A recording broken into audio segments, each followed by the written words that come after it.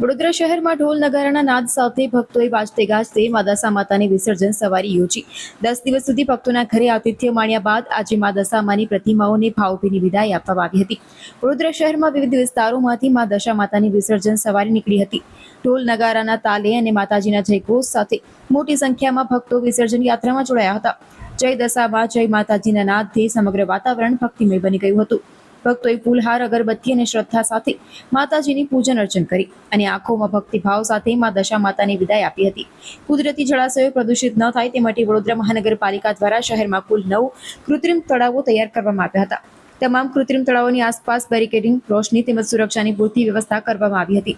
કોઈ પણ અઘટિત બનાવ ન બને તે માટે ફાયર બ્રિગેડની ટીમ અને સુરક્ષા સ્ટાફને પણ તૈનાત રાખવામાં આવ્યો હતો। તંત્ર દ્વારા નાગરિકોને કુદરતી જળાશયોના બદલે કૃત્રિમ તળાવોમાં જ માતાજીની પ્રતિમાઓનું વિસર્જન કરવા અપીલ કરવામાં આવી હતી। શાંતિપૂર્ણ માહોલ વચ્ચે ભક્તોએ ભક્તિ અને શ્રદ્ધા સાથે માતાજીની પ્રતિમાઓનું વિસર્જન કર્યું।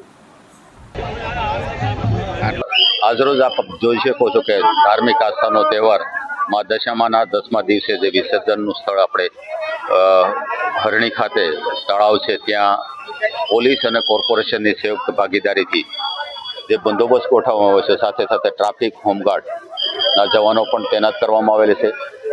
સાથે મેડિકલની ટીમ છે, ગાર્બેજ ડિસ્પોઝલની ટીમ છે, ફાયર બ્રિગેડની ટીમ છે, ક્રેન રાખવામાં આવેલી છે, એડ્રેસ સિસ્ટમ રાખવામાં આવેલી છે। આ તમામ સગવડો સાથે અત્યારે અહીંયા બધાને અનુકૂળ રીતે અને સારી રીતે ગણેશ દશામા વિસર્જનનો તહેવાર સારી રીતે સંપન્ન થાય તેના માટે પૂરતો તકેદારી બંદોબસ્ત રાખવામાં આવેલો છે।